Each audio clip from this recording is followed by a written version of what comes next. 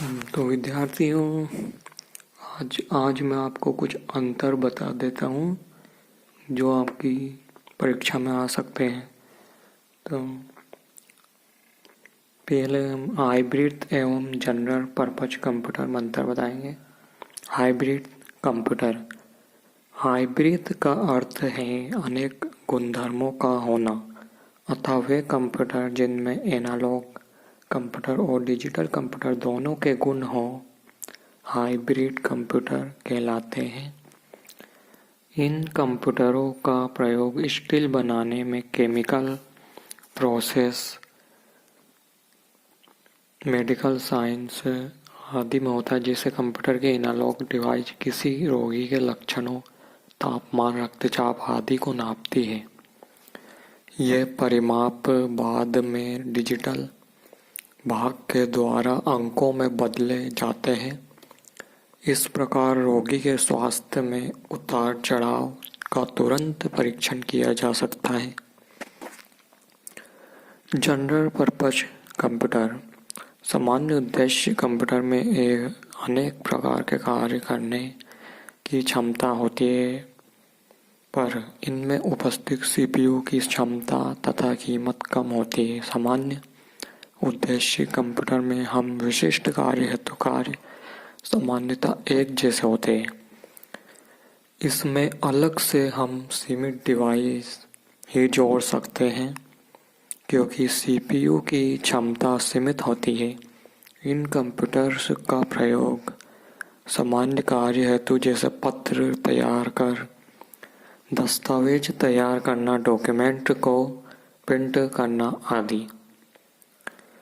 Second विद्यार्थियों, mini एवं micro computer में अंतर बताता हूँ।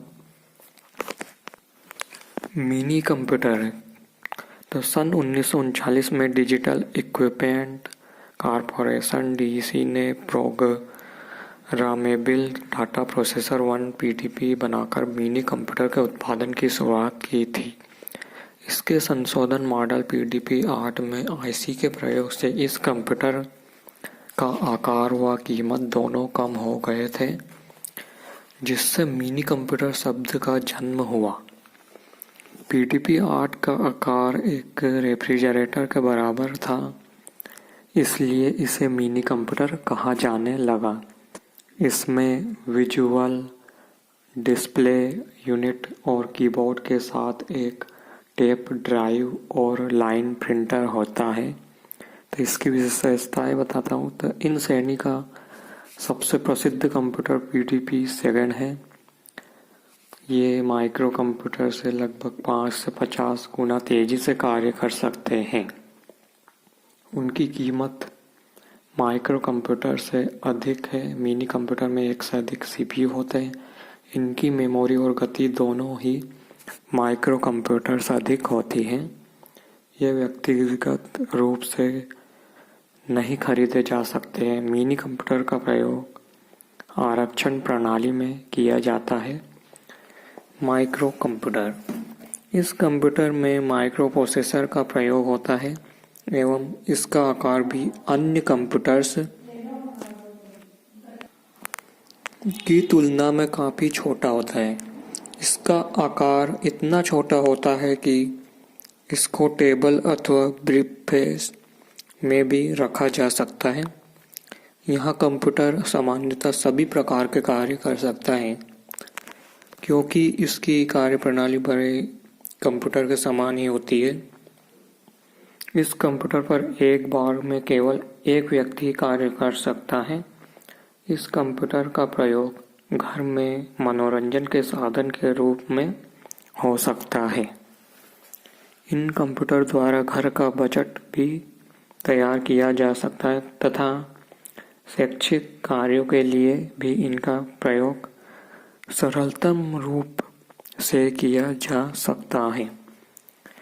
तो विद्यार्थियों, डेस्कटॉप एवं नोटबुक दोनों कंप्यूटर में अंतर बताना है। डेस्कटॉप एवं नोटबुक। तो पहले डेस्कटॉप पीसी के बारे में बताते हैं।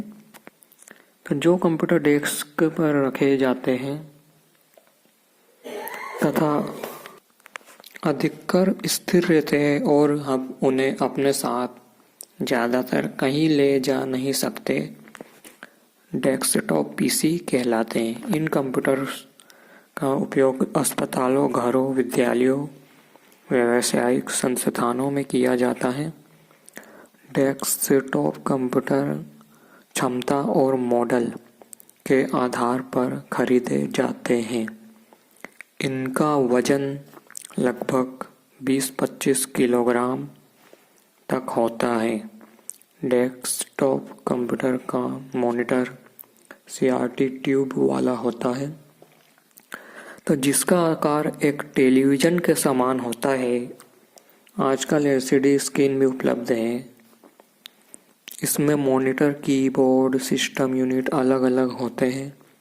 डेस्कटॉप कंप्यूटर को हम 2 श्रेणियों में बांट सकते हैं, सिंगल यूजर सिस्टम और मल्टी यूजर सिस्टम। तो सिंगल यूजर सिस्टम, इस सिस्टम पर एक बार में एक ही व्यक्ति कार्य कर सकता है।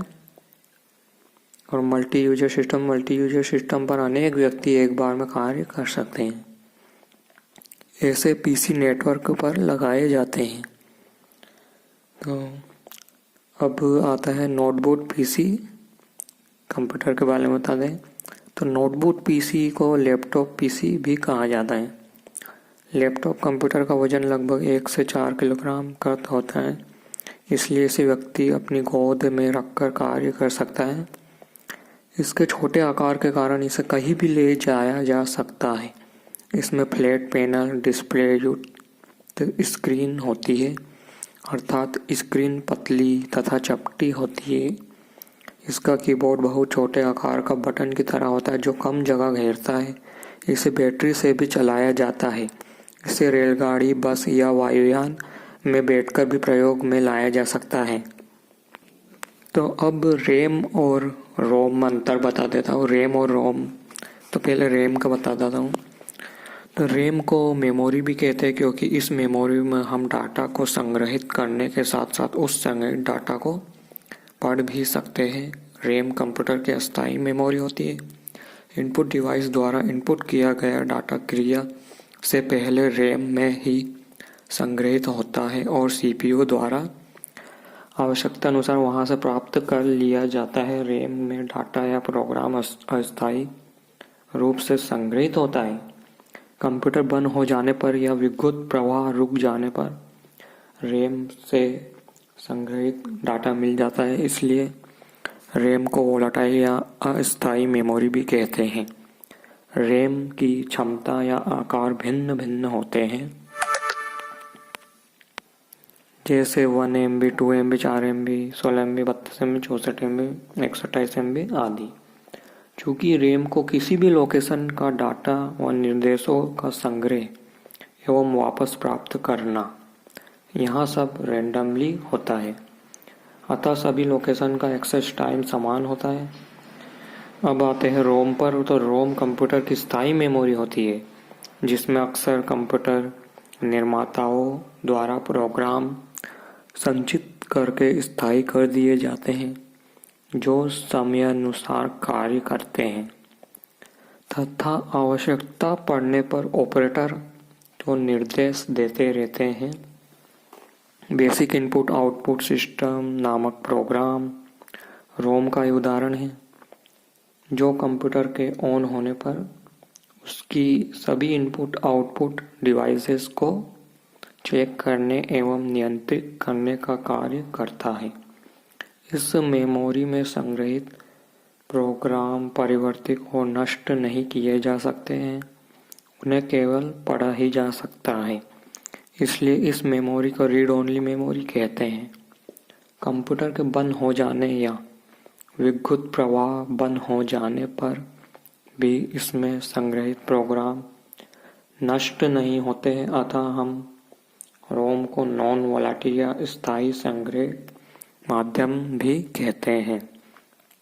आरंभ में रोम के लिए यह बाध्यता थी कि कंप्यूटर निर्माता भी एक बार किसी प्रोग्राम को रोम चिप पर संग्रहित करने के बाद उसे ना तो मिटा सकते और ना ही उस प्रोग्राम में संशोधन कर सकते हैं। परंतु बाद में प्रोम, ईप्रोम, ईईप्रोम नाम की रोम बनाई गई, जिनके अलग अलग लाभ हैं।